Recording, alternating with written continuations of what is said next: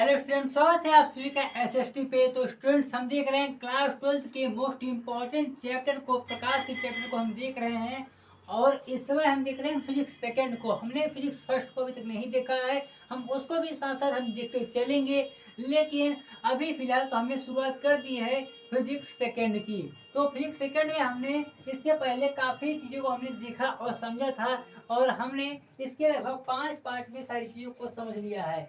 तो यह वीडियो का यह छठवां पार्ट होने वाला है, जहां पर हम कुछ इम्पोर्टेंट चीज़ों को हम देखने और समझने वाले हैं। यह वीडियो का यह छठा पार्ट है। इसके पहले हमने 5 पार्ट में बहुत ज़्यादा इम्पोर्टेंट चीज़ों को देखा था। अगर आपने उसको नहीं देखा है तो ये आपको पक्का ये क्लियर नहीं होगा। आपको यहाँ पर कुछ चीज़ें लिखी हुई दिखेंगी, लेकिन उससे पहले मैं आपको यहाँ पर मैं बता देना चाहता हूँ सीधी बात कि मैं पहले आपको ये समझाऊंगा, उसके बाद ही ये सारी चीज़ें आपको लिखनी है। आपको ये सारी चीज़ें बिल्कुल लिखनी है, याद रखना है, एग्जाम में आते हैं, इंपॉर्टेंट है। लेकिन आपको अगर ये पता होगा तभी आप इसे समझ पाएंगे। इसके लिए आपको लेक्चर 1 से लेकर लेक्चर 5 तक आपको पूरा एकदम देखना पड़ेगा और समझना पड़ेगा, तब जाके आपको ये समझ में आएगा। तो अब हम चलते हैं, सबसे पहले देखते हैं वक्रता त्रिज्या के बारे में।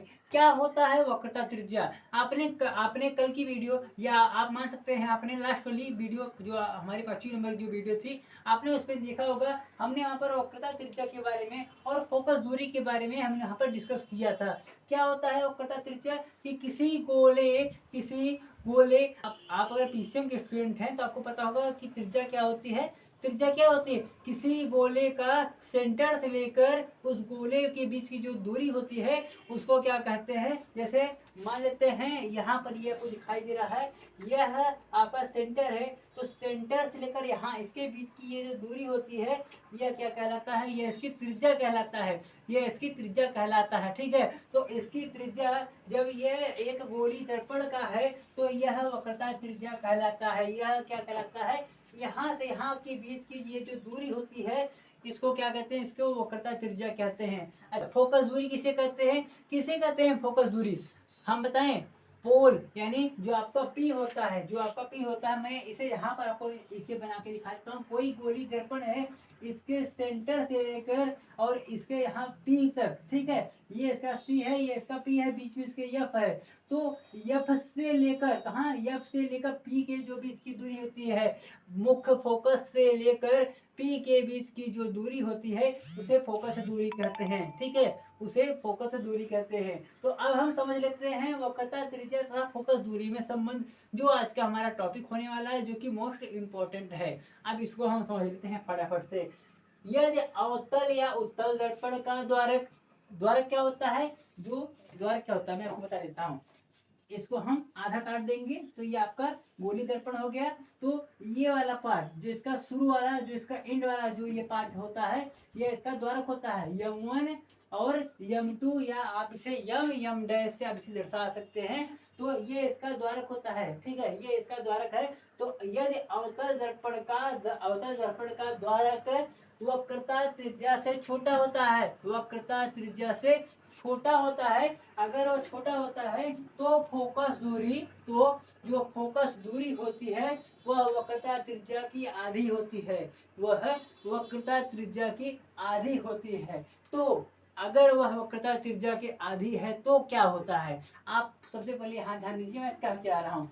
अगर अवतल या उत्तल दर्पण का जो द्वारक होता है, द्वारक अगर इसके आर यानी वक्रता त्रिज्या से अगर छोटा है, अगर इससे छोटा है, अगर आर से छोटा है इसका जो द्वारक है, अगर आर से छोटा है तो फोकस दूरी वक्रता त्रिज्या की आधी होगी। फोकस दूरी, जो फोकस दूरी होती है, फोकस दूरी मतलब एफ से लेकर पी के बीच की जो दूरी होती है, वह क्या होगी? वह आर के आधी होगी। वह आर के आधी होगी। जैसे आर क्या होता है? आर सेंटर से लेकर पी के बीच में होता है, सी से लेकर पी के बीच में क्या होता है? आर क्या होता है? आर क्या होता है? मैंने आपको बताया फोकस दूरी क्या होता है, कि जो सेंटर होता है, सेंटर से लेकर पी के बीच की जो दूरी होती है उसे आर कहते हैं। और एफ से लेकर पी के बीच की जो दूरी होती है उसे स्मॉल एफ से दिखाते हैं, उसे फोकस दूरी कहते हैं। तो यह इसकी आधी होगी। तो यदि फोकस दूरी को हम स्मॉल एफ से दिखाएं, यदि हम फोकस दूरी को स्मॉल एफ से दिखाएं और वक्रता त्रिज्या को अगर हम आर से दिखाएं, तो उसके बाद का यहाँ पे है, उसके बाद का वहां पे है, ठीक है, यहाँ पे आगे है।